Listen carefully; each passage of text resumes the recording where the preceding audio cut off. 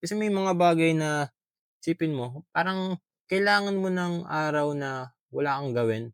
Kasi may mga bagay na isipin mo parang kailangan mo ng araw na wala kang gawin para malaman mo yung gagawin mo sa next na araw, naintindihan mo?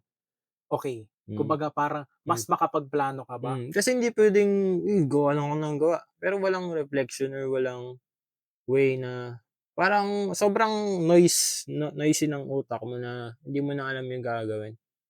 Kasi kung ite-turn down natin lahat ng mga noise, dun natin mare-realize kung ano dapat yung gawin natin, Ang ganda 'di ba? naman nun. Parang yun yung araw na hindi puwedeng, gawa lang ng gawa lang. Minsan nga may nare-realize ako habang ano, may ginagawang bagay na hindi related sa dapat na ginagawa ko. Kunwari, mga chores and shit lang, ganyan.